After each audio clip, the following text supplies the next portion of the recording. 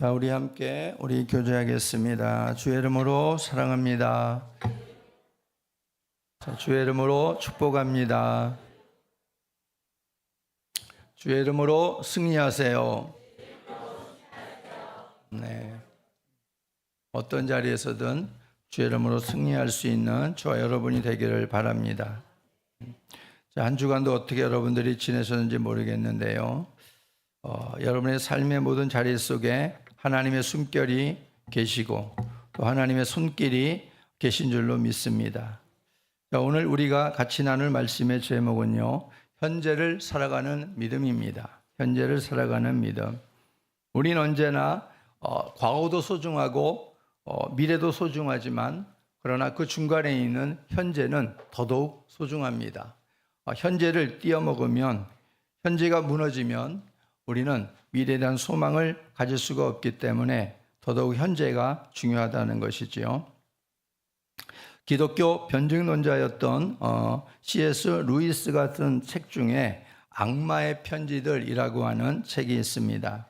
이 책에서 그는 어둠의 일들을 풍자하면서 거기에 고참 악마인 스크루테이프와 조카인 위무드라는 어린 악마를 등장시킵니다. 그래서 인간들을 어떻게 하면 하나님께로부터 고립시킬 수 있는가를 고민하는데 그 내용이 거기에 그렇게 나오고 있습니다. 내용을 대충 우리가 요약해서 말씀을 드리면 거기에 고참 악마인 스크루테이프가 인간들은 제한된 시간 속에서 살아가고 있는데 하나님은 그들에게 크게 두 가지의 관심을 가지라고 말씀해 주고 있다. 하나는 영원 자체이고 또 다른 하나는 현재라고 하는 바로 그 시간에 관심을 가지라고 하신다. 그렇기 때문에 우리들의 임무는 바로 그 하나님께서 관심을 갖게 하는 그 영혼과 현재로부터 떼어 놓는 것이다.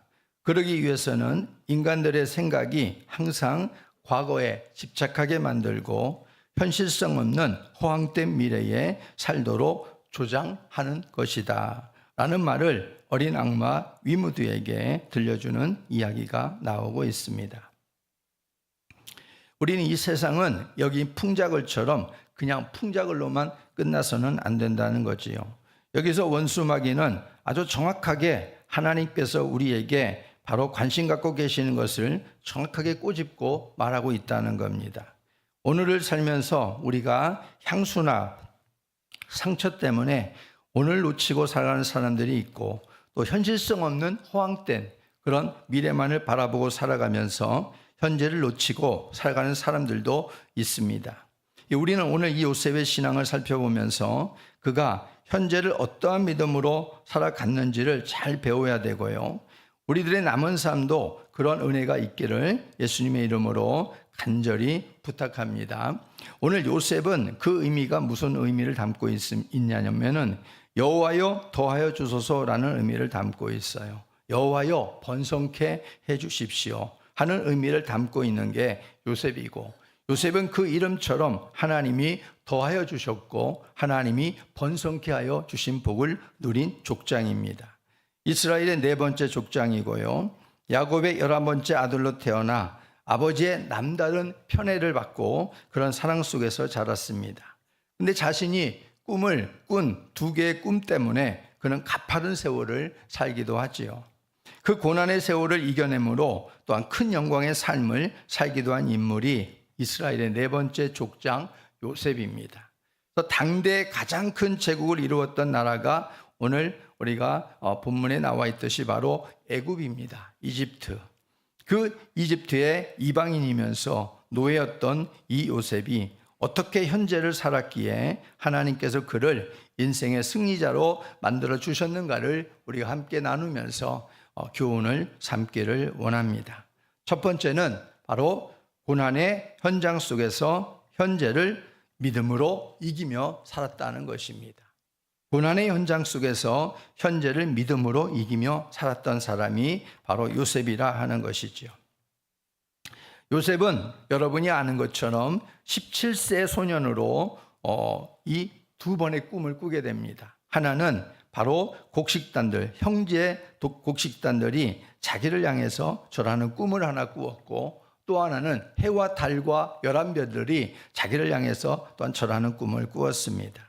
이 두 개의 꿈을 꾼 대가로 그 순간부터 요셉은 이제 고난의 세월을 살아가게 되는 것이지요.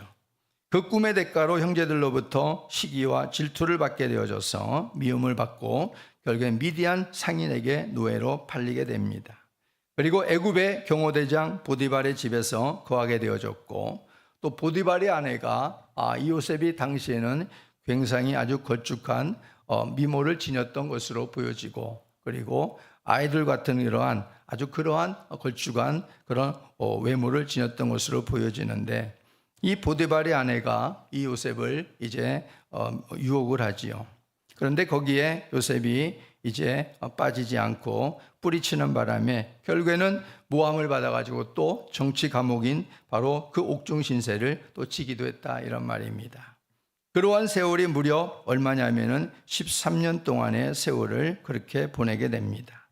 13년 동안 환난과 이유 모를 고난이 찾아왔는데 요셉은 그 세월들을 어떻게 살았는가? 이기며 살았다. 이게 성경이 주는 말씀입니다. 여기서 요셉이 바로 고난을 이겨나갔을 때에 그 고난으로 인해서 요셉의 마음속에서는 하나님을 향한 심경의 변화가 전혀 없었다는 것이 중요합니다. 우리는 13년 동안 고난에 그것도 억울하게 누명을 써서 우리가 고난에 던져진다고 생각해 보세요. 우리의 심경은 과연 변화가 없을 것인가? 내가 애매하게 고난을 당는 것도 힘들지만 나에게 모함을 하고 나에게 누명을 씌운 그 사람들에 대해서 우리는 심경의 변화가 전혀 없을 수는 없겠지요. 근데 요셉은 전혀 그런 변화가 없었습니다. 뿐만 아니라 그 고난들로 인해서 요셉의 입술은 단 한 번도 하나님께 원망과 불평으로 범죄하지 않았다는 것도 더 중요한 사실입니다. 우리는 뻑하면 원망하고 뻑하면 우리는 불평하는 입술이 되기 쉽습니다.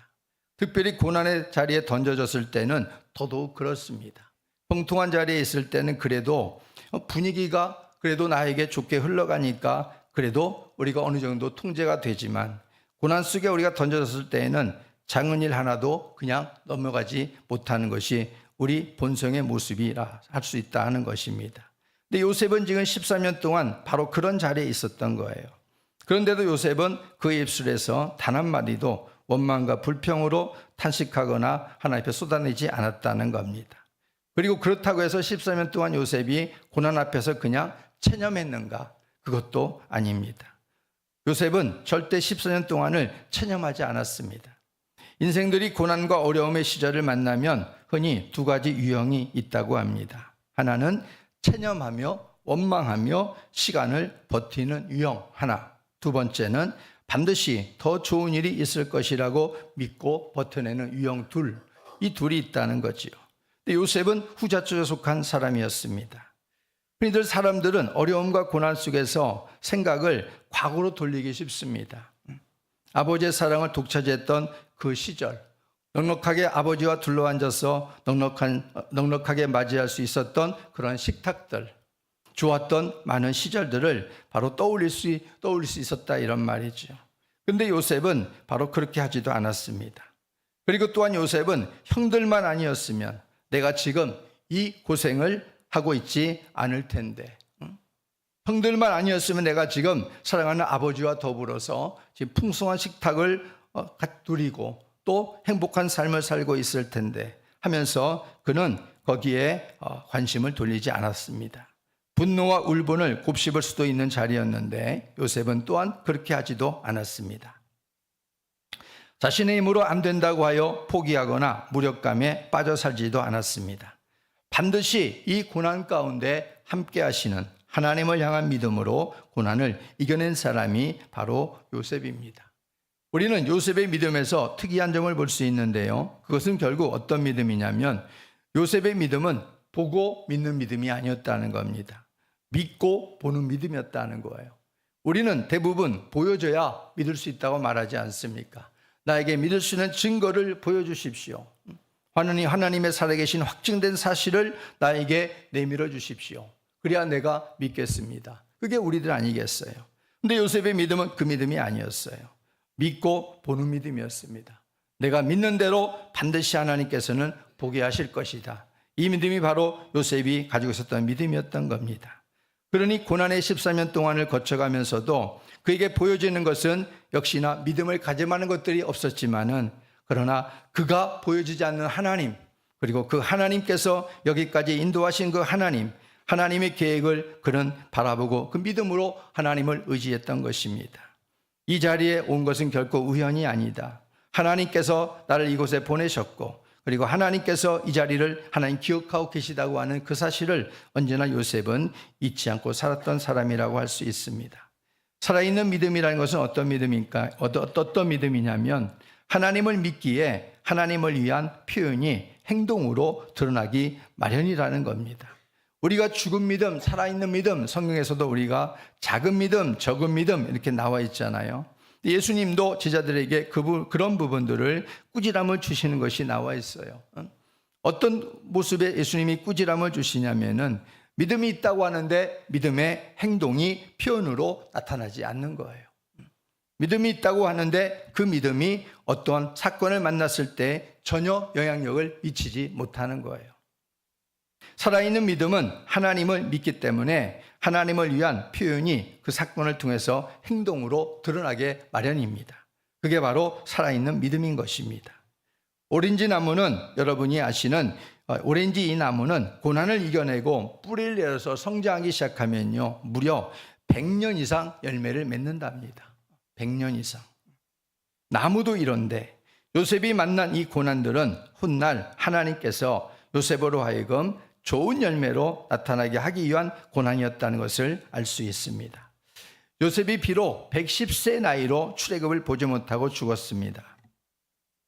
그런데 그는 400년 후에 그의 후손들이 하나님의 인도 속에서 출애굽할 것과 그리고 가나안 땅에 이를 것을 믿음의 눈으로 보고 믿었던 사람이 바로 요셉이라 하는 것입니다.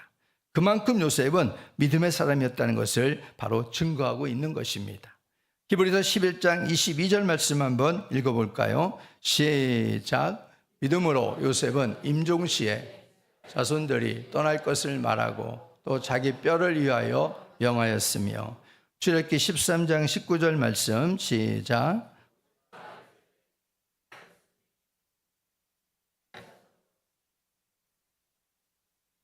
하나님이 반드시 너희를 찾아오시리니 너희는 내 유고를 여기서 가지고 나가라 하였음이더라. 이 말씀은 출애굽하게 되어진 과정에서 바로 모세가 요셉의 유고를 가지고 나오는 것이지요. 앞서 읽었던 히브리의 말씀은 바로 창세기에 있는 이제 요셉이 임종하고 난 다음에 그 자손들에게 유언을 남기는 내용을 다시 한번 말하고 있는 것이고요. 요셉은 죽으면서 바로 그걸 본 거예요. 믿음의 눈으로. 하나님께서 바로 하나님께서 400년 후에는 그의 후손들이 하나님의 인도 속에 출애굽할 것, 그리고 가나안 땅에 이르게 될 것을, 이것을 바로 바라본 겁니다. 그래서 그가 비록 죽어서 110세에 그의 해골은 애굽 땅에 머물러 있지만은 여기에 나는 묻히기를 원치 않는다. 하나님이 함께 하시는 바로 그 믿음의 땅, 소망의 땅, 하나님의 약속의 땅에 나는 내 해골이 묻히기를 원한다. 요셉은 그것을 바라고 바로 그 믿음으로 저들에게 유언을 했던 것입니다. 요셉이 믿고 바라는 대로 훗날 그의 시신은 모세 손에 의해서 결국 가나안 땅 세겜에 뼈가 묻히는 것을 우리는 볼 수 있다는 겁니다. 그래서 우리는 이 요셉이 정말 믿고 보는 믿음의 사람이었다. 그리고 아무리 고난이 와도 그의 고난이 요셉의 믿음을 흔들 수가 없었던 사람이었다 하는 것을 볼 수 있습니다. 그래서 우리들도 요셉처럼 우리 앞에 어떤 고난과 시련이 오더라도 이 하나님을 믿는 이 온전한 믿음으로 현재를 잘 세워나가는 은혜가 있기를 주의 이름으로 부탁을 드립니다. 우리가 있는 모든 고난의 자리, 그 자리에서 하나님이 우리의 현재를 지키는 것은 뭐냐? 믿음이다. 여전히 말하고 있는 거지요. 믿음이 없이는 우리가 현재 자리를 지켜갈 수가 없다. 바로 특별히 고난까지 불어닥칠 때에는 더더욱 하나님 원하시는 것은 믿음이다 하는 것을 잊지 마시고, 오늘 요셉이 고난 자리에서 하나님 앞에 그 믿음으로 하나님 앞에 신뢰하면서 하나님 앞에 세워지는 모습들을 우리는 언제나 잊지 말아야 될 것입니다. 두 번째는 바로 요셉이 현재를 어떻게 살아갔는가, 바로 하나님의 섭리 속에서 현재를 이겨냈다는 것입니다. 섭리라는 게 뭐예요? 섭리. 하나님께서 좋은 일이든 나쁜 일이든 모든 우리의 삶 속에서 하나님이 간섭하신다는 겁니다. 간섭하신다는 거예요. 좋은 일도 간섭하시고 나쁜 일도 간섭하시고, 나쁜 일을 만났다고 해서 재수가 옹붙었네 이렇게 우리가 취급할 것이 아니라, 하나님께서 우리에게 만나는 모든 것들은 우연이 없다. 모든 것들이 필연적인 일이기 때문에, 하나님의 간섭 속에 있기 때문에 우리는 그것을 하나님의 섭리 안에서 보는 것이지요. 그래서 오늘 요셉이라고 하는 이 족장은 하나님 앞에서 하나님의 섭리 속에서 현재를 이겨낸 것을 우리는 발견해 볼 수 있습니다. 오늘 드디어 13년간의 고난과 선한 싸움이 끝났을 때 요셉은 애굽의 국무총리라는 위대한 자리에 앉게 됩니다. 요셉의 고난 속에 하나님은 큰 상급으로 그 꿈을 이루어 주신 것이지요. 그리고 요셉은 자신이 해석했던 바로 왕의 꿈대로 7년 동안 풍년, 또 그리고 7년 동안 흉년을 맞이하고 거기에 대비하는 그러한 사람으로 세워지게 됩니다. 열심히 풍년 때에는 창고를 늘리고 곡식을 저장해서 다음에 있을 7년 흉년을 대비했습니다. 어김없이 7년 흉년 후에 참혹한 7년 흉년 기근이 찾아왔습니다. 7년 풍년 후에 찾아온 이 참혹한 7년 흉년은, 기근은 그야말로 7년 풍년을 완전히 잊게 한 흉년이었다라고 성경은 기록하고 있습니다. 그러니 얼마나 지독한 흉년이었는가를 보여주고 있는 거지요. 이 열방의 모든 나라들이 다 굶주림에 헐떡이면서 도저히 빠져나올 만한 구멍이 없을 정도로 이렇게 완벽하게 열방을 처참하게 만드는 이러한 흉년이었어요. 이렇게 되고 나니까 애굽 땅에는 곡식이 풍족하다는 소문이 퍼져갔습니다. 그리고 가나안 땅에 살던 야곱이 자식들을 보내어서 양식을 구해오도록 했다는 거지요. 그리해서 요셉과 자기를 노예로 팔아넘긴 형제들과의 아주 그야말로 기록적인 상봉이 이제 이루어지게 되는 것입니다. 그래서 이 상봉을 통해 가지고 이제 오늘 이 본문의 말씀은 이 형들과 요셉과의 이런 이야기들이 나오고 있는 것이고, 그리고 오늘 이 본문에서는 요셉이 드디어 자신의 신분을 형들 앞에 그대로 밝히는 모습이 나와 있습니다. 무엇보다도 피해자라는 생각을 품고 살 수 있는 약 22년간의 한많은 세월일 수도 있었지만은, 요셉은 형제들 앞에서 전혀 다른 말을 하고 있다는 게 우리가 눈여겨 보아야 될 대목입니다. 오늘 보니까 창세기 50장 20절부터 먼저 볼까요? 시작. 당신들은 나를 헤아려 하였으나 하나님은 그것을 선으로 바꾸사 오늘과 같이 많은 백성의 생명을 구원하게 하시려 하셨나니. 요셉이 하는 얘기입니다. 형들은 나를 팔아넘겼고 나쁜 마음으로 그렇게 했지만은, 그러나 하나님께서 나를 섭리하셨다. 이 모든 것들을 형들을 통하여 하나님이 섭리하셨습니다. 이렇게 말하고 있는 거지요. 오늘 본문 45장 우리가 읽었던 말씀에서도 그 부분이 그대로 여실히 드러나고 있습니다. 5절 말씀을 우리 한번 읽어볼까요? 다시 생각하면서 시작. 당신들이 나를 이곳에 팔았다고 해서 근심하지 마소서, 한탄하지 마소서. 하나님이 생명을 구원하시려고 나를 당신들보다 먼저 보내셨나이다. 7절. 하나님이 큰 구원으로 당신들의 생명을 보존하고 당신들의 후손을 세상에 두시려고 나를 당신들보다 먼저 보내셨나니. 8절. 그런즉 나를 이리로 보내니는 아멘, 하나님이시라. 당신들이 아니라 누구라고요? 하나님이 보내셨다. 하나님이 보내셨습니다. 요셉은 그것을 알고 있었던 거예요. 장장 25년 동안, 22년 동안, 그러니까 17세에 팔려가지고 그가 30세에 애굽의 국무총리가 되었지요. 그리고 또한 7년의 풍년을 지났고요. 지금 형들을 상봉한 때는 바로 흉년의 7년 가운데 2년째를 맞이하고 있으니까 대략 22년 동안을 바로 그렇게 살았던 사람이 요셉이다 말할 수 있다, 이런 말입니다. 요셉은 자신이 이렇게 되어진 것이 형제들의 손길을 통해서 하나님께서 만민의 생명을 건져내시기 위해서 하나님의 섭리 가운데 이루어진 일이라고 말하고 있는 겁니다. 이것이 바로 우리가 세상을 살아가면서, 현재를 살아가면서 가져야 될 신앙적인 관점입니다. 요셉은 무려 22년간의 세월을 보내면서 원망과 복수의 칼날을 갈면서 보낸 것이 아니었습니다. 고난을 허락하시고 고난의 세월 속에서 함께 하시는 그 하나님의 손길을 경험하면서 자신을 그렇게 만들어가고 있었다, 이런 말입니다. 하나님은 요셉에게 자신의 모든 것들을 맡기면서 하나님에 의해서 만들어지는 세월이 22년입니다. 22년. 하나님께서는 그를 아주 그야말로 열방을 구원하기 위해서 요셉을 요셉답게 만드셨다, 이런 말이죠. 그렇다면 우리들의 세월들은 지금 어떻게 만들어지고 있습니까? 좀 더 넓은 하나님의 섭리를 보아야 된다 하는 겁니다. 속 좁게 우리가 신앙생활에서도 안 되고, 하나님의 구원사를 너무나 좁게 보지 말고 좀 넓게 보고, 하나님의 섭리와 간섭도 좀 넓게 보면서 하나님에 의해서 내가 만들어져야 된다 하는 것이지요. 우리의 세월도 지금 어떤 자리에 있고 어떤 일을 경험하고 있는가, 그 자리 속에서 여전히 우리는 우리의 생각을 앞세우고 우리의 뜻을 앞세우고 우리의 고집을 앞세우고, 하나님이 절대 그 사람을 간섭하지 않습니다. 하나님에 의해 만들어지지 않아요. 하나님 앞에 만들어지는 인생은 이렇게 요셉처럼 무려 22년간의 세월들이지만은 하나님께 온전히 맡겼을 때 하나님께서 그 사람을 만들어 가시는 거예요. 그래야 우리가 요셉같이 하나님의 사람이 될 수 있는 것입니다.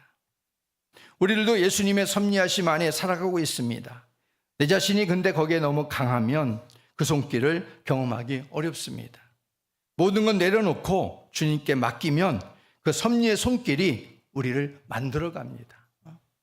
우리의 신앙생활에 주님이 보실 때, 우린 주님이 마지막 오시는 그날에 주님 앞에 설 때 우리는 어떤 모습으로 서야 될까요? 우리는 원석이 아니라 주님이 다듬어 놓으신 완벽한 값진 보석으로 주님 앞에 서야 될 줄로 믿습니다. 그러면 그 보석으로 서려면 어떻게 해야 되겠어요? 주님, 나를 깎으십시오. 나를 다듬으십시오. 나를 잘라내십시오. 나를 두드려 부수십시오. 그렇게 내주지 않는 한 하나님 앞에 아름다운 보석으로 주님 앞에 설 수 없는 것입니다. 원석으로 있다 하나님 앞에 가면 우리는 꾸지람을 받을 인생이 될 거예요. 요셉은 바로 하나님 앞에서 그 오랜 세월 동안 바로 이렇게 아름다운 주의 손에 붙들려 열방을 구원하기 위한 바로 아름다운 보석으로 하나님 앞에 쓰여진 것은 바로 이러한 세월들 주님 앞에 맡겼기 때문에 가능한 것이었다고 하는 것입니다. 우리가 살아가는 현재가 이렇게 하나님의 넉넉하신 섭리하심 속에서 이겨낼 수 있는 삶이 되기를 주의 이름으로 부탁을 드립니다. 이제 좀 하나님의 섭리의 손길을 바라보고 그 섭리의 손길 속에 맡기고 하나님이 일하심을 좀 보고, 그 하나님이 내 하나님이다, 날마다 삶 속에 좀 경험도 할 수 있고, 그 하나님을 정말 떠나서는 내가 조금도 살 수 없고, 그 하나님을 떠나서 살려고 하면 두려움 속에서 내가 견딜 수 없는 그런 삶을 좀 살아야 되지 않겠습니까? 주일도 좀 그만 범하시고, 하나님 앞에 우리가 주일도 지켜야 되는 거 온전하게 좀, 주일도 온전히 좀 지키시고 하나님 앞에 온전히 좀 믿음 생활 좀 해보시고, 하나님 나를 좀 다듬으십시오. 내가 하나님 앞에 할 일을 내가 최선을 다해 할 테니까 하나님 나를 좀 다듬으셔서 하나님의 거룩한 도구로 정말 나를 정말 축복의 도구로 하나님 써주십시오. 이렇게 하나님 앞에 좀 우리가 서야 되지 않겠습니까? 요셉은 하나님 앞에 그렇게 하나님의 섭리를 바라보면서 그 섭리하심의 자신을 맡기고 그렇게 하나님 앞에 쓰였던 사람이라는 것을 잊지 말았으면 좋겠습니다. 세 번째, 요셉의 현재는 어떤 현재인가? 바로 하나님과 동행하며 현재를 이겨낸 사람입니다. 현재 하나님께서 우리와 동행해요. 예수님이 이 땅에 오신 것을 뭐라고 말해주고 있냐면 임마누엘의 하나님이다 그랬잖아요. 임마누엘의 하나님, 우리와 하나님이 함께 하시다, 하나님이 함께하기 위해서 우리에게 오셨다, 이런 말이에요. 하나님은 우리와 단 한 시간도 1분 1초도 우리와 떨어져 있기를 원하지 않아요. 하나님 늘 우리와 동행하기를 원해요. 정말 그림자처럼 우리와 동행하기를 원하시고 동행하십니다. 근데 문제는 뭐냐면 우리들인 거예요. 우리들이 그 동행하신 하나님의 손길을 부담스럽게 여기는 거예요. 부담스럽게 여기는 거예요. 하나님이 우리와 동행할 때 우리 현재는 그야말로 하나님께서 이끌어 가시는 복된 우리 현재의 삶이 펼쳐지게 하십니다. 우리는 요셉의 이야기 속에서 가장 주된 형통의 단서를 찾아볼 수 있어요. 왜 요셉이 이렇게 형통할 수 있었는가? 보여지는 고난의 자리에 던져진 요셉의 모습은 이건 형통이 아닌데, 성경은 왜 형통이란 단어를 쓰고 있는가를 보니까 성경의 두 구절에서 우리는 그 이유를 우리가 분명히 발견할 수 있는 거지요. 창세기 39장 2절부터 먼저 읽어볼까요? 시작.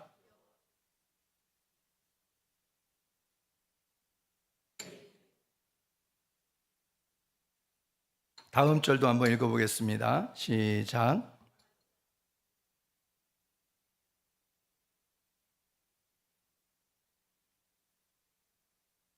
여호와께서 그와 범사에 형통하게 하셨더라. 형통이 뭐예요? 하나님이 함께 하셨다는 거예요. 하나님이 동행하셨다는 거예요. 이게 바로 형통의 원인입니다. 형통이라는 게 여러분 어떤 의미일까요? 형통. 내가 원하는 대로 그냥 일사천리로 그냥 장애물 없이 그냥 쭉쭉 그냥 뚫리는 이게 형통일까요? 이게 형통이 아니에요. 우리는 그런 형통을 바래요. 예수 믿으면서.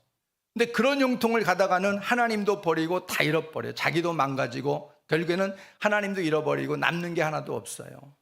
저 형통은 무슨 형통이냐면요, 하나님이 우리에게 브레이크를 거는 형통이에요. 브레이크를 거는 형통. 여러분, 차가 있는데 그야말로 아주 고가의 차를 사가지고 그야말로 시운전 한다고 고속도로 나가가지고 그냥 막 200km 막 250km 막 넘어가면서 막 그냥 질주하고 막 달려가요. 당연히 브레이크 걸 때 브레이크 걸릴 줄 알고 달려가는 거죠. 근데 브레이크를 잡으려고 하니까 브레이크가 안 걸리는 거예요. 어떻게 될까요? 죽는 거 아니겠어요?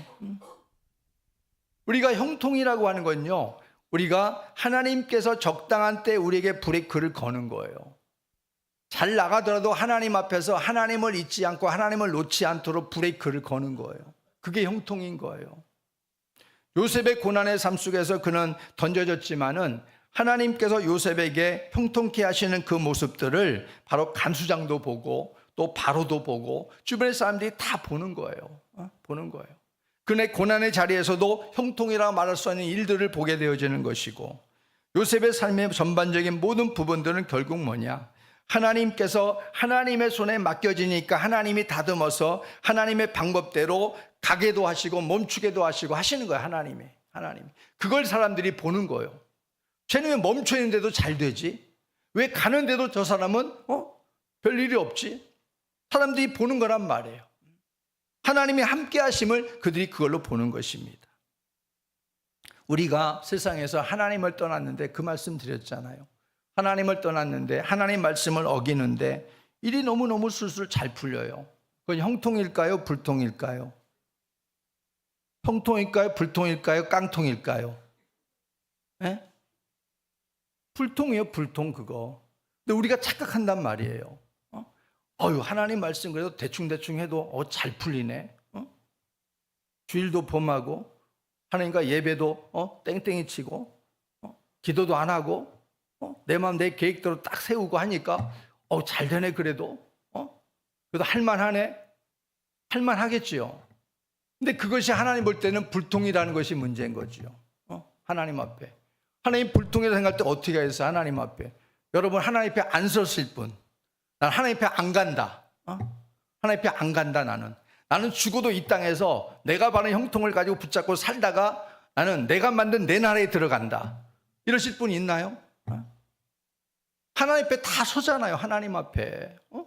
언제 설지는 우리는 모르지만 저도 하나님 앞에 서고 여러분도 하나님 앞에 서잖아요. 그 하나님이 두렵지 않나요? 그 하나님이 경외한다고 그러면은 이렇게 살아가는 것이 하나님 앞에 두렵지 않냐, 이런 말이에요. 그분 앞에 설 때 그분이 대충대충 하실 분인 것 같아요? 안 그래요. 천만의 만만의 말씀이에요. 그분은 절대 대충대충 우리를 대하실 분이 아니에요. 어미하신 분이에요. 성경에 보니까 사도 요한이 그 예수님의 그 모습을 보고 난 다음에 죽은 자같이 되었다. 그러니까 얼마나 두려운 분인가 하는 걸 알 수 있는 거죠. 죽은 자같이 됐다는 거, 벌벌벌 떨면서 완전히 죽은 자같이 됐다는 거예요. 그분 앞에 서니까.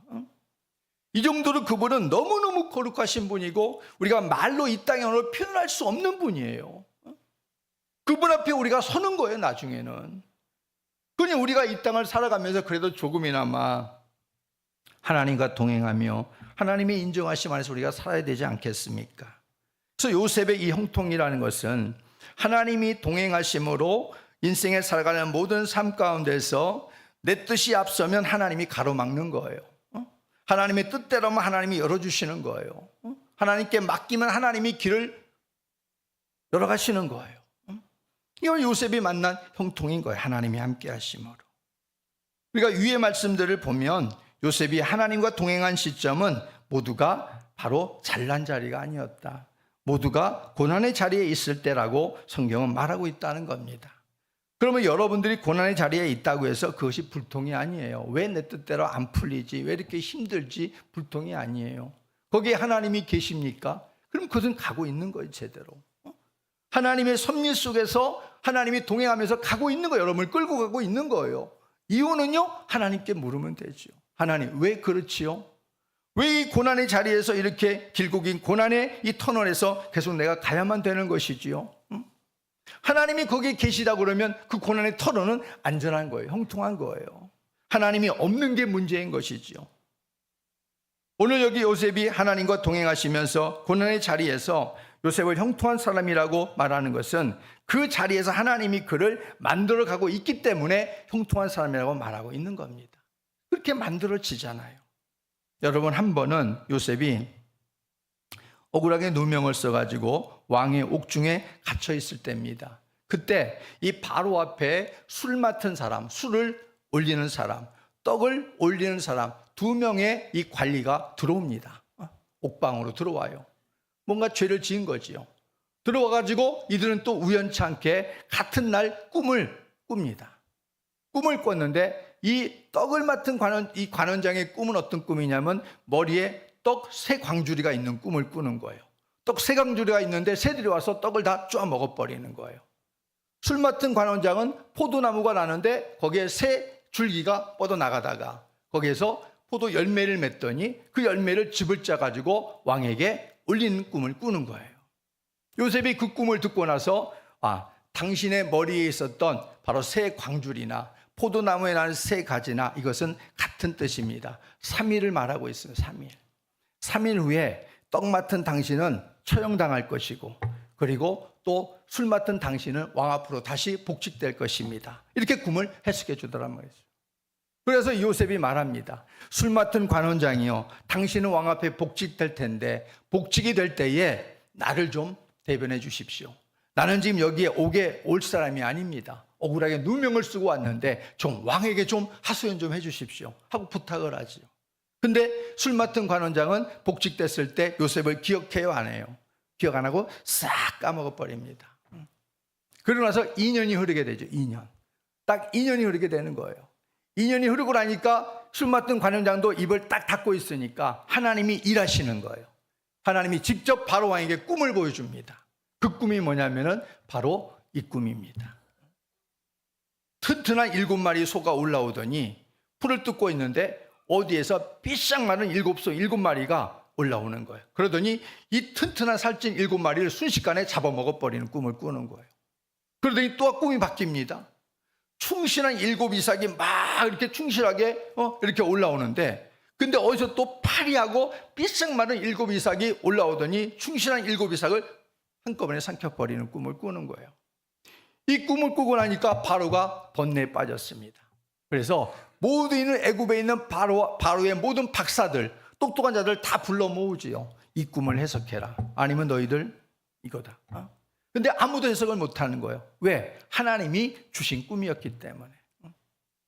술 맡은 관원장이 잠잠하고 있으니까 하나님이 바로의 꿈을 하나님이 주셔서 그때 이제 술 맡은 관원장이 생각나게 하는 거야. 아차, 왕이시여, 제가 감옥에 있을 때 그 히브리 그 노예가 있었는데 그 사람이 꿈을 해석해 주더이다. 그 꿈대로 제가 지금 복직해서 왕을 섬기고 있습니다. 그를 불러올리소서. 그러는 거예요. 그러니까 바로 왕이 옥에 있는 그 계기를 통해서 요셉을 불러올리게 됐죠. 요셉이 딱 서가지고 왕의 꿈을 듣는 순간 이건 하나님이 바로에게 줬다는 걸 알고 있지 않겠습니까? 꿈을 그대로 해석을 다 해주는 거예요. 그러니까 요셉이 바로가 하는 얘기가 뭐냐면, 야, 너같이 하나님의 영에 감동된 자가 없구나. 내가 맡아야 되겠다 하고 요셉을 애굽의 국무총리로 세우는 것이 아니겠습니까? 이것은 결국 우리가 하나님이 함께하고 있다는 것을 보여주고 있는 거예요. 사람들이 아무리 무시하고 외면해도 하나님이 함께하는 사람은 안 된 것 같으나 됩니다.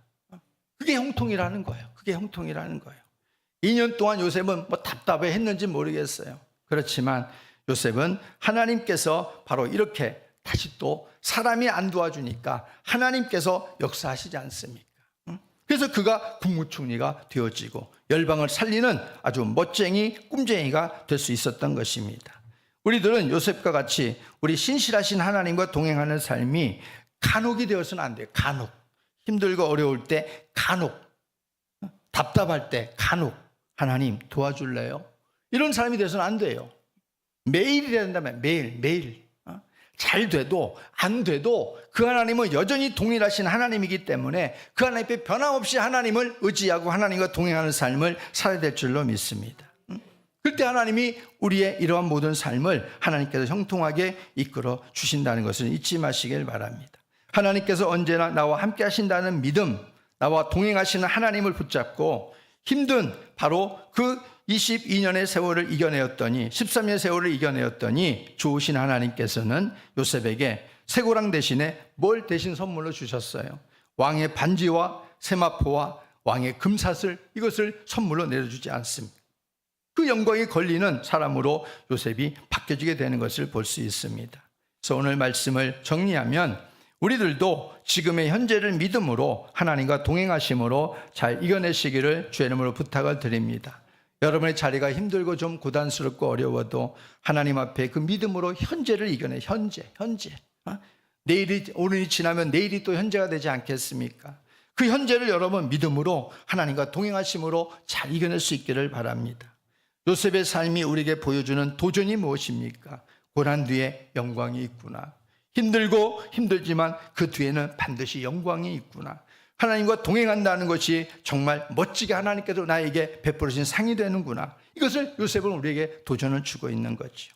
하나님과 끝까지 동행하면 반드시 하나님이 높여주시는 인생이 될 수 있구나. 이걸 우리에게 보여주잖아요. 우리의 삶 속에 하나님의 손길이 섭리하시고 계심을 여러분들이 잊지 마시고 모든 일 속에서 이렇게 하나님과 동행하며 요셉이 누렸던 하나님 형통의 복을 우리 모두 누리기를 주의 이름으로